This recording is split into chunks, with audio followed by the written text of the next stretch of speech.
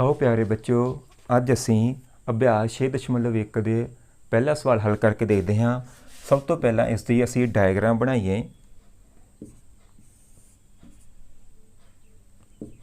A B एक रेखा होगी जिसनों एक होर रेखा ने कटिया है जिसका नाम है सी अते डी। इत्थे एक होर किरण बन रही है ओ ई। ठीक है जी।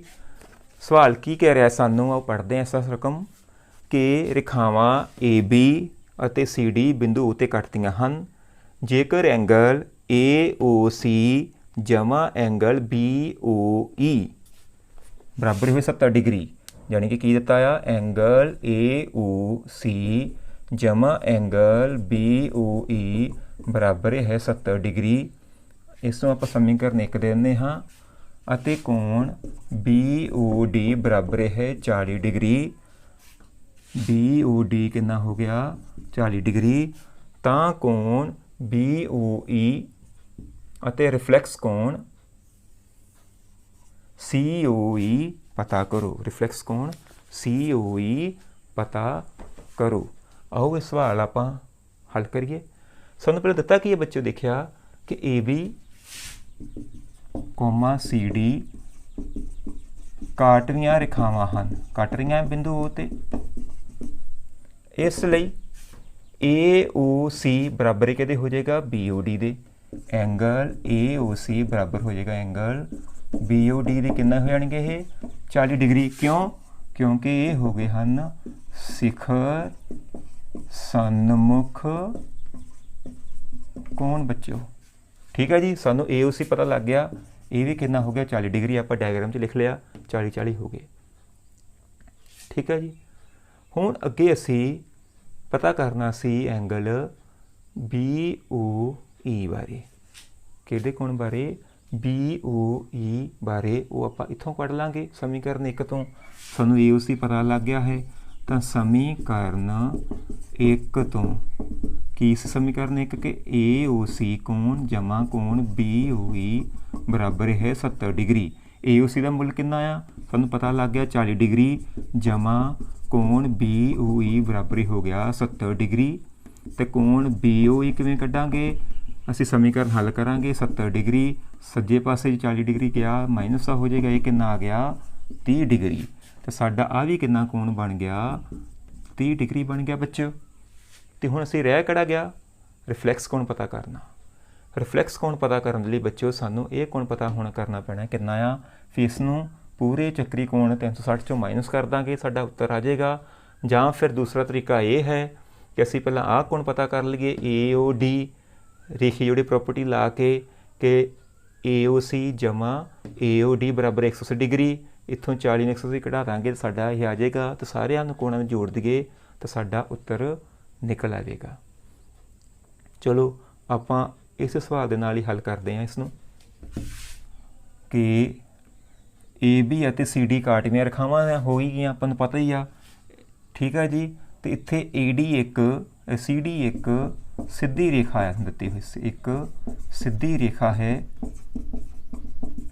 जेकर सीधी रेखा आ तो इसलिए एंगल ए ओ सी जमा angle A O D A O सी जमा ए ओ डी किहदे बराबर होएगा? ये बराबर होएगा 180 डिग्री। क्योंकि किहड़े जोड़े बन गए रेखी जोड़ा। हुण रेखी जोड़ा बन गया तो ए ओ सी कितना सी साडे कोल 40 डिग्री जमा ए ओ डी। ए ओ डी तो इत्थों हुण असीं ए ओ डी पता कर लांगे 180 चों 40 उधर ले जाएंगे माइनस करते तो कितना आ गया ये 140 डिग्री। ये भी कितना कोण बन गया साडा 140 डिग्री बन गया। तो असीं पता किहड़ा करना रिफ्लैक्स कोण। तो इसलिए रिफ्लैक्स कोण सी ओ ई बराबर किहदे होएगा? इत्थों शुरू हुआ इत्थे तक चलिया सी ओ ई। किद्दां जोड़ांगे? इस पहलां जोड़ांगे असीं एंगल ए ओ सी जमा करांगे एंगल इस दे विच ए ओ डी। फिर जमा एंगल करांगे इस दे विच बी ओ डी वाला। फिर एंगल करांगे इस जमा बी ओ ई। ये आपां मुल कढ़ चुके हैं पहले ही। हुण कोण ए ओ सी कितना आ? ए ओ सी असीं पहले ही कढ़िया सी 40 डिग्री।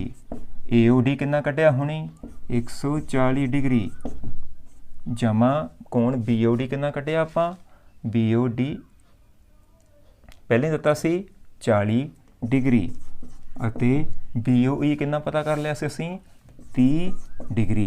हुण इस सारिਆਂ ਨੂੰ जोड़िया तो कितना बन जाएगा 0 ते 0 इकाई वाले से 0 ही आ गया। 4 दे 4 8 8 4 12 12 3 15 एक हांसल 1 ते 1 2। तो इस प्रकार रिफ्लैक्स कोण कितना साडा आ गया है 250 डिग्री। हुण असीं अभ्यास 6.1 का दूसरा सवाल हल करांगे।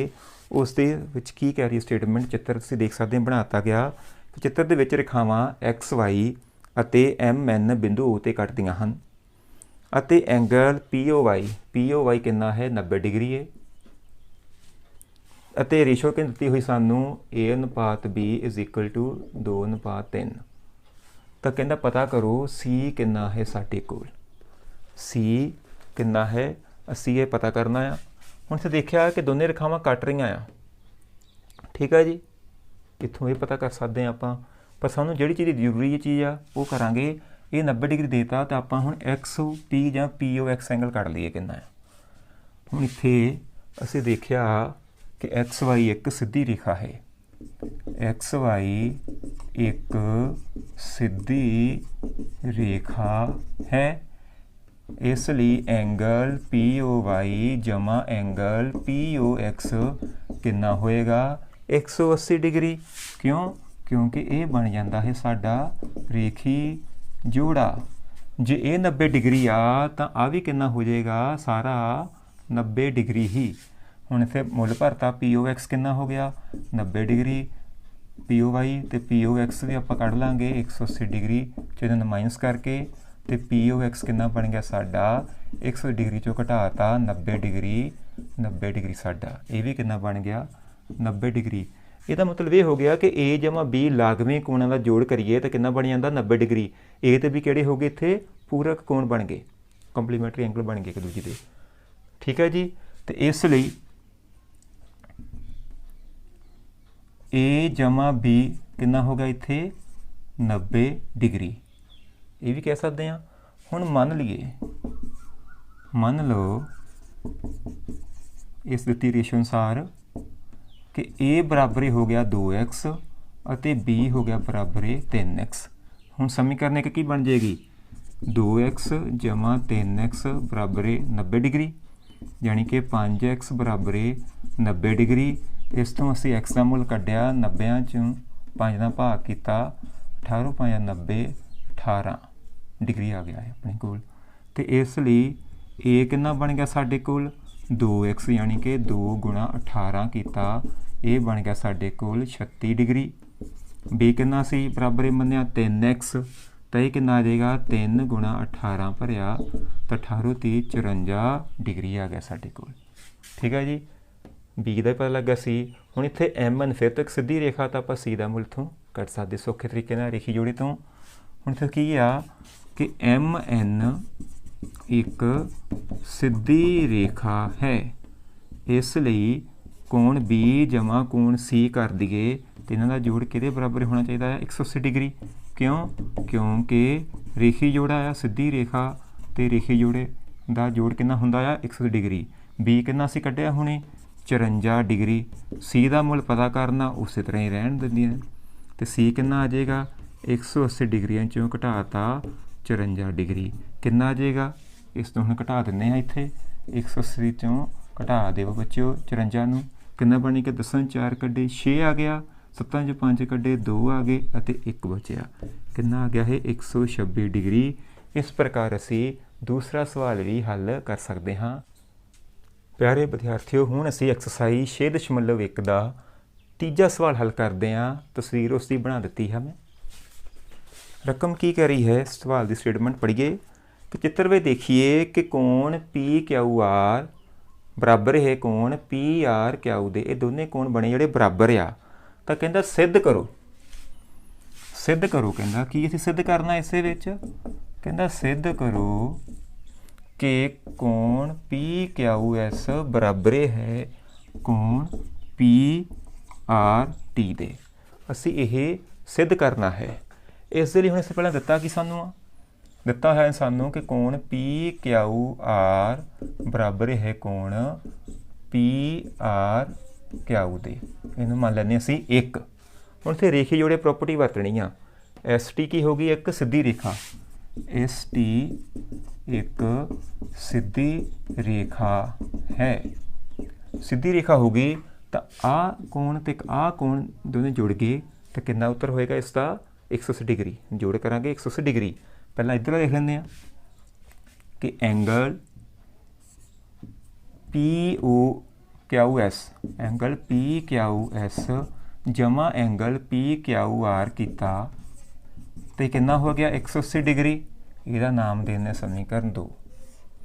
ਇਸੇ ਤਰ੍ਹਾਂ ਹੀ ਆਪਾਂ ਦੂਜੇ ਪਾਸੇ ਲਿਖਦੇ ਹਾਂ ਕਿ ਐਂਗਲ PRT ਬਾਹਰ ਵਾਲਾ ਇਹ ਜਮਾ ਕੀਤਾ ਇਸ ਦੇ ਨਾਲ ਐਂਗਲ PRQ ਇਹ ਵੀ ਕਿੰਨਾ ਹੋਏਗਾ? 180 ਡਿਗਰੀ। 3 ਇਹ ਜਿਹਾ ਕਿਉਂ ਹੋਏਗਾ? ਰੇਖੀ ਜੋੜਾਂ ਕਰਕੇ, ਕਿਉਂਕਿ ਇਹ ਵੀ ਬਣ ਗਿਆ ਰੇਖੀ ਜੋੜਾ।